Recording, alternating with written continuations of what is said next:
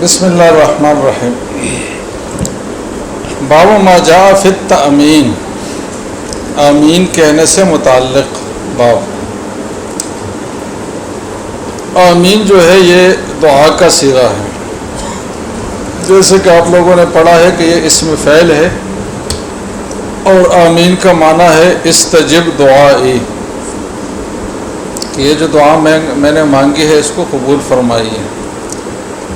تو جیسے کہ دعا کرنا دعا ہوتا ہے تو دعا کی قبولیت کے لیے دعا کرنا یہ بھی دعا ہی کا حصہ ہوتا ہے، اس لیے کہا جاتا ہے کہ آمین جو ہے یہ دعا کا لفظ ہے، اور یہ جو لفظ ہے یہ یہود و نصارہ بھی استعمال کرتے ہیں اپنے عبادات میں، لیکن فرق یہ ہے کہ وہ آمین کہتے ہیں بغیر مد کے، اور مسلمانوں کے ہاں جو لفظ ہے وہ آمین ہے۔ سمجھ رہے جناب؟ اب آمین کہنے سے متعلق یہ مسئلہ مشہور اختلافی ہے کہ یہ نماز میں جب آمین کہی جائے گی تو سرن ہوگی یا جہرن، زور سے کہی جائے گی یا آہستہ آواز سے۔ تو اس حوالے سے امام مالک اور امام ابو حنیفہ جو بڑے دو امام ہیں، ان کی رائے یہ ہے کہ آمین جو ہے یہ مقتدی بھی کہیں گے اور امام بھی کہے گا، لیکن دونوں سرن کہیں گے آہستہ سے۔ تو یہ دو باتیں میں نے کی، ایک تو یہ ہے کہ مقتدی کہنے والے آمین کہنے والے کون کون ہوں گے، امام بھی ہوگا اور مقتدی بھی ہوں گے، دوسرا ہے کہ یہ دونوں سرن کہیں گے۔ یہ دو باتیں میں نے اس لیے نمایاں کی کہ امام ابو حنیفہ رحمہ اللہ کا ایک قول یہ بھی ہے کہ آمین جو ہے صرف مقتدی کہیں گے، امام نہیں کہے گا۔ امام والضالین کے بعد تھوڑا سکتہ کرے گا تاکہ مقتدی اس میں آمین کہے، لیکن خود امام کے لیے آمین کہنا مسنون نہیں ہے۔ تو یہ ایک قول ہے، لیکن مفتابہی یہ نہیں ہے۔ مفتابہی قول کون سا ہے کہ دونوں کے لیے مسنون ہے اور سرن مسنون ہے، جبکہ امام شافعی اور امام احمد فرماتے ہیں کہ دونوں کے لیے ہے اور جہرن ہے، امام بھی کہے گا مقتدی بھی، اور ساتھ یہ کہ جہر کے ساتھ یہ لوگ کہیں گے۔ یہاں بھی امام شافعی رحمہ اللہ کے ایک قول جدید موجود ہے کہ آمین جو ہے یہ صرف امام کہے گا بس، اور زور سے کہے گا نہیں، امام صرف مقتدی کہیں گے اور نہیں، ٹھیک ہے، آمین امام صرف زور سے کہے گا، مقتدی کہیں گے لیکن سرن کہیں گے۔ جیسے کہ کل جو حدیث آئی تھی اذا امن الامام فامنوا، تو اس کے ظاہر سے اگر سمجھ آ جاتا ہے تو یہی ہے کہ امام زور سے کہیں، اور ابھی جو روایت ہم پڑھیں گے اس میں بھی امام کے جہر کا تذکرہ ہے، مقتدیوں کے جہر کا نہیں ہے، اس لیے امام شافعی کا قول جدید یہی تھا، لیکن ان کے ہاں جو مفتابہی قول ہے وہ قول جدید نہیں ہے بلکہ قول قدیم ہے۔ اب یہ بھی ایک بات سامنے آئے کہ یہ جو مشہور ہے نا کہ امام شافعی کے قول جدید مفتابی ہوتا ہے قول قدیم، تو ایسا نہیں ہے، بلکہ کبھی اس کا عکس بھی ہوتا ہے۔ تو ان کے ہاں جو قول قدیم ہے جو مفتابی ہے وہ یہی ہے کہ دونوں کہیں گے اور زور سے کہیں گے۔ تو گویا کہ دونوں مذاہب بالکل آمنے سامنے ہو گئے، یہاں ہے کہ دونوں کہیں گے سرن کہیں گے، وہاں ہے کہ دونوں کہیں گے اور جہرن کہیں گے۔ اب یہاں بھی کمال کی بات یہ ہے کہ ایک ہی حدیث سے دونوں استدلال کر رہے ہیں، جہر والے بھی اور سر والے بھی، اور جب ایسی صورتحال ہو کہ ایک حدیث سے دو مختلف نقطہ نظر والے ائمہ استدلال کرے تو وہاں جو اختلاف ہے وہ فہم حدیث کا اختلاف ہوتا ہے، نص کے فہم کا اختلاف ہوتا ہے، کہ ایک نص کا ایک مطلب لیتے دوسرا مطلب لیتا ہے۔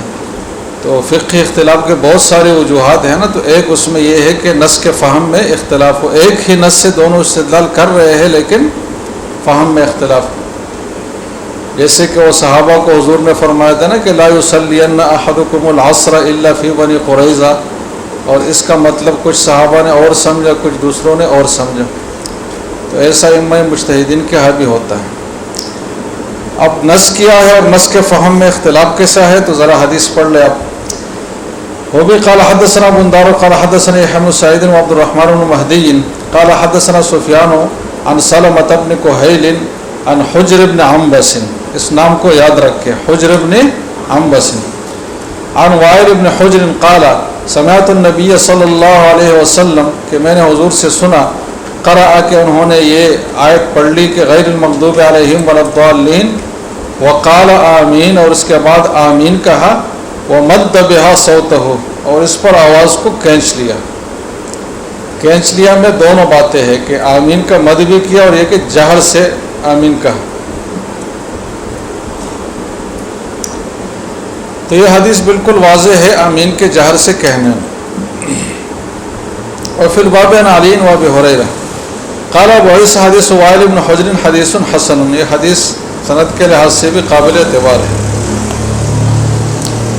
اس حدیث میں وائل بن حجر کا تذکر آیا ہے. یہ صحابی ہے اور یمن کے اقیال اور سرداروں میں سے تھے. یمن کے نوابوں میں سے ایک نواب تھے. یمن میں حضور صلی اللہ علیہ وسلم نے کئی صحابہ کو بھیجا تھا. یمن کے 2 گورنر حضور نے بنا کر بھیجے تھے, ایک ابو موسیٰ اشعری کو اور ایک حضرت معاذ بن جبل کو. ایک کو ایک حصے کا گورنر بنایا تھا, دوسرے کو دوسرے کا بنایا تھا. اور ان دونوں کے لیے مشترکہ قاضی کے طور پر حضرت علی رضی اللہ عنہ کو بھیجا تھا کہ وہ ان دونوں نگرانیوں کے لیے قاضی تھے اور تمام لوگ ان کے پاس فیصلے لیتے تھے. تو یہ حضرات جب وہاں تشریف لے گئے تو دین کی دعوت و تبلیغ شروع کی, تو اس کے نتیجے میں حضرت وائل جیسے ہستی بھی مسلمان ہو گئی. اور پھر ان کی ترغیب سے مدینہ بھی یہ آیا تھا کہ اسلام سیکھ لے عملاً. تو جب ان کی آمد ہوئی اور قریب ہوئے مدینہ کے, تو حضور صلی اللہ علیہ وسلم نے صحابہ کو پہلے سے خوشخبری سنائی کہ ایک بہت بڑی شخصیت آ رہی ہے مسلمان ہو کر, جو ہمارے لیے خوشی کی بات ہے. اس لیے کہ سردار کے مسلمان ہونے سے نیچے رعیت میں کثیر تعداد مسلمان ہوتی ہے. تو بہرحال حضور نے بڑی خوشی کا اظہار کیا, اور جب یہ آئے تو صف میں الگ سے نماز کے امام کے عین پیچھے ان کے لیے جگہ مقرر کی کہ یہ اسی جگہ کھڑے ہوں گے تاکہ نماز اور عبادات صحیح طریقے سے سیکھیں. تو یہ اسی صورتحال اور اسی زمانے کا واقعہ ہے کہ حضرت وائل فرماتے ہیں کہ میں حضور کے پیچھے نماز پڑھ رہا تھا, جب انہوں نے وللضالین کہی تو آمین زور سے کہی. اب یہ حدیث بالکل واضح ہے اور امام شافعی اور امام احمد اس سے استدلال کرتے ہیں, ان کا استدلال بھی بالکل واضح ہے. لیکن امام مالک وغیرہ کا استدلال کیسا ہے تو وہ آگے ابھی بات آ رہی ہے. قال ابو عیسی حدیث وائل بن حجر حدیث حسن وبه يقول غیر واحد من اہل العلم من اصحاب النبی صلی اللہ علیہ وسلم والتابعین ومن بعدهم يرون ان يرفع الرجل صوته بالتامین ولا يخفيها. تو یرفع کا مطلب یہ ہے کہ خفیہ نہیں کہے گا. یرفع کا یہ مطلب نہیں ہے کہ جو جس ٹون میں اور لہجے میں اس نے باقی قرات کی ہے تو اسی مطلب مستوی میں یہ آمین بھی کہے گا, بلکہ آمین ذرا ہلکی آواز سے کہے گا, جیسے کہ دوسری روایت میں بات آ رہی ہے. تو عام قرات کے بنسبت تو آواز ذرا ہلکی ہوگی, لیکن سر کے بنسبت جہر ہوگا کہ آس پاس لوگ سن لیں. تو اس لیے انہوں نے کہا کہ ولا یخفیہا. وبہ یقول الشافعی و احمد و اسحاق, یہ سب حضرات ان کی یہی رائے ہے. امام مالک اور امام ابو حنیفہ فرماتے ہیں کہ یہ حدیث ہم مانتے ہیں اور بالکل صحیح ہے اور اس کا مطلب بھی بالکل واضح ہے, لیکن بات یہ ہے کہ اس میں جو حضور نے آمین زور سے کہی ہے یہ وقتی مصلحت اور تعلیم کی غرض سے کہی ہے. یہ مشہور اور دائمی معمول نہیں تھا. دائمی معمول جو ہے آمین خفیہ کہنے کا تھا, لیکن چونکہ یہاں نئے مہمان آئے تھے, ان کو نماز سکھانی تھی, تو اچھے طریقے سے وہ سیکھ جائے تو ان کے لیے جہر کر لی گئی. اب یہ توجیہ کوئی ویسی توجیہ نہیں, یہ بہت ہی مضبوط توجیہ ہے, کیونکہ یہ بحث جب آثار السنن میں آپ پڑھیں گے تو اس کے حاشیے میں بہت ساری روایت اور بھی نقل کی گئی ہے. تو وہاں حضرت وائل بن حجر ہی کے حوالے سے ہے کہ ان کے ایک روایت میں یہ بات بھی ہے کہ قرأ غیر المغضوب علیہم ولا الضالین وقال آمین ومد بها صوته ما اراہ الا لیعلمنا, کہ انہوں نے یہ جو کام کیا یہ ہمیں سکھانے کے لیے کیا. تو خود حضرت وائل بھی سمجھ رہے تھے کہ یہ تعلیم کے لیے ہے, وقتی مصلحت کے لیے. سمجھ رہے جناب. دوسری بات یہ ہے کہ ایک دوسری روایت میں ہے جو طبرانی کے معجم طبرانی میں بھی ہے اور بہت سارے کتابوں میں ہے، آثار و سنن کے حاشیے میں اس کے حوالے موجود ہے۔ تو اس میں حضرت وائل یہ بھی فرماتے ہیں، انہوں نے یہ بھی فرمایا ہے کہ حضور صلی اللہ علیہ وسلم نے یہ عمل 3 مرتبہ کیا۔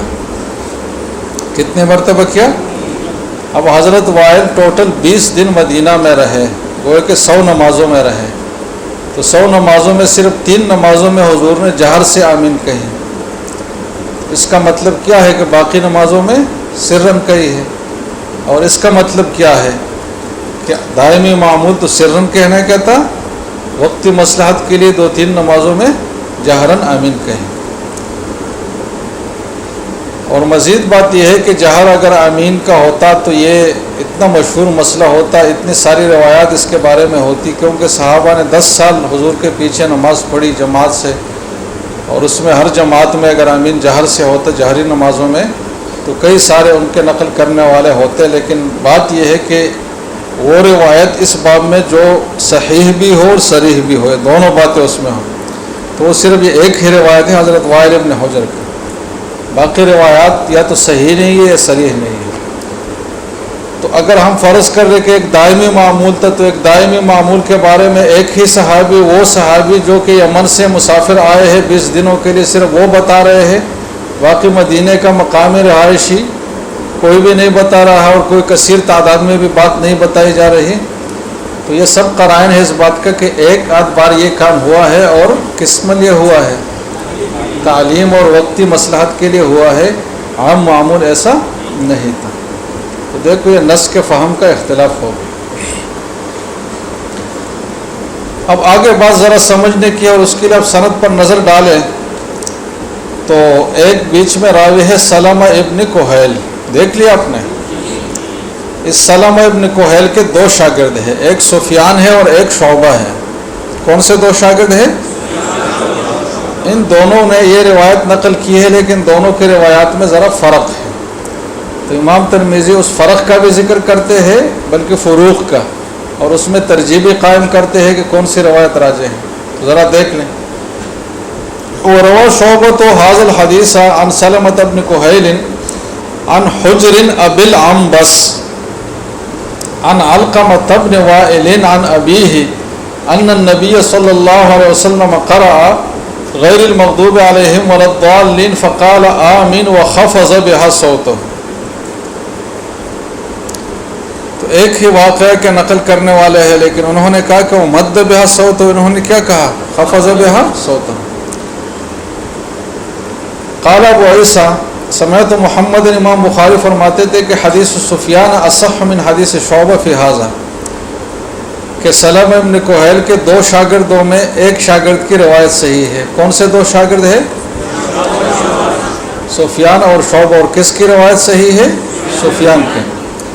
وَأَخْطَأَ شُعْبَةُ فِي مَوَاضِعَ مِنْ هَذَا الْحَدِيثِ، اور شعبہ کو 3 جگہوں میں غلطی لگ گئی ہے۔ پہلی جگہ یہ ہے کہ فقال عن حجر ابی العنبس، انہوں نے حجر کے ساتھ ابو العنبس کنیت ذکر کی ہے، جبکہ صحیح نام جو ہے وہ حجر ابو العنبس نہیں ہے بلکہ حجر بن العنبس ہے، کہ یہ باپ بیٹا ہے، سمجھے جناب؟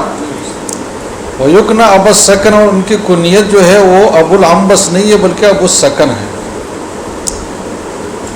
تو ایک تو ان سے یہ غلطی ہوئی ہے۔ نمبر 2 وزاد فیہ عن علقمة بن وائل، اس میں حجر ابو العنبس اور حضرت وائل کے بیچ میں ایک اور واسطے کو ڈال دیا ہے، وہ اور واسطہ کون سا ہے؟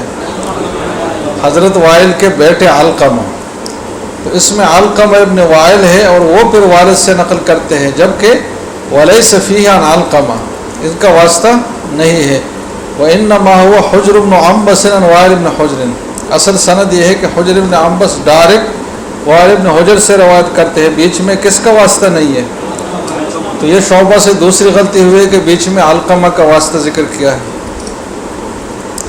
نمبر 3 وقال، شعبہ نے کہا ہے کہ وَخَفَضَ بِهَا صَوْتَهُ، جبکہ صحیح الفاظ جو ہے وہ ہے مد بِهَا صَوْتَهُ۔ قال ابو عیسیٰ وسألت ابا زرعۃ عن هذا الحدیث، ابو زرع سے میں نے اس حدیث کے بارے میں پوچھا تو ان کی بھی یہی رائے تھی جو امام بخاری کی تھی کہ حدیث سفیان فی هذا اصح، اور اس کے لیے انہوں نے ایک اور شاہد بھی پیش کیا. وہ شاہد یہ ہے کہ اور اول علاء بن صالح الاسدی عن سلمۃ بن کہیل نحو روایت سفیان، کہ اس علاء بن صالح اسدی نے بھی سفیان جیسی روایت نقل کی ہے، مطلب ان تینوں باتوں میں وہ سفیان کے ساتھ متفق ہے. شعبہ کی طرح انہوں نے بات نہیں کی بلکہ سفیان کی طرح کی ہے. اب یہ جو علاء بن صالح کا حوالہ دیا ہے تو اس کی سند ذکر کر رہے کہ قال ابو عیسیٰ حدثنا ابو بکر محمد بن عوان قال حدثنا عبد الله بن نمیر عن العلاء بن صالح الاسدی عن سلمۃ بن کہیل عن حجر بن عنبس عن وائل بن حجر عن النبی صلی اللہ علیہ وسلم نحو حدیث سفیان سلمۃ بن کہیل. لیکن باقی شارحین نے یہ بات کہی ہے کہ یہ جو دو طریق ہیں نا شعبہ اور سفیان کا، ان میں ترجیح قائم کرنے کی ضرورت نہیں ہے. صحیح بات یہ ہے کہ دونوں صحیح ہیں اور شعبہ سے کوئی غلطی نہیں ہوئی ہے. اب تینوں باتوں میں سے پہلی بات کو لے لیں. انہوں نے غلطی یہ دکھایا نا کہ حجر کا والد عنبس ہے اور اصل نام ہے حجر بن عنبس، جبکہ شعبہ نے حجر ابو العنبس کا ہے. تو اس بارے میں کہا گیا ہے اور حافظ ابن حجر کی تحقیق بھی ہے کہ حجر کے والد کا نام بھی عنبس تھا اور ان کے بیٹے کا نام بھی عنبس تھا. اور ایسا محدثین میں بے شمار کیسز ہے جس میں بیٹا اور والد، مطلب ایک شخص کا والد اور بیٹے کا ایک ہی نام. آپ سمجھ رہے جناب. اور اس کی دلیل یہ کہ حافظ ابن حجر نے ان کی دو کنیتیں ذکر کی، ایک ابو السکن جیسے کہ انہوں نے ذکر کی ہے، دوسرا ہے ابو العنبس. تو یہ دونوں نام سے یہ حجر ابن عنبس بھی آپ کہہ سکتے ہیں والد کی روح سے، اور حجر ابو العنبس بھی کہہ سکتے ہیں بیٹے کی روح سے کنیت ہے ان کی.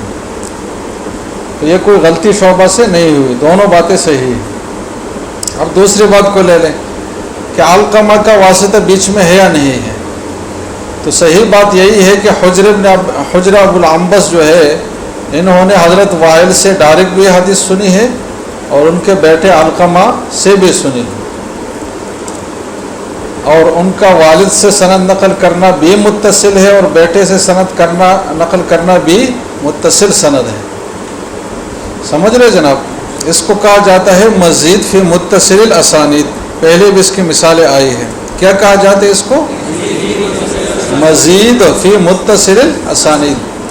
کہ ایک شخص کا ایک آدمی سے ڈائریکٹ بھی ملاقات ہو، کسی واسطے سے بھی ہو، تو کبھی واسطے کے ذریعے سے وہ بات کرتا ہے، کبھی ڈائریکٹ حوالہ دیتا ہے، تو دونوں باتیں درست ہوتی ہے. اور واسطہ کا ذکر اس لیے نہیں ہوتا کہ دوسری طرف انقطاع ہے، بلکہ یہ ایک اضافی اتصال کی صورت ہوتی ہے.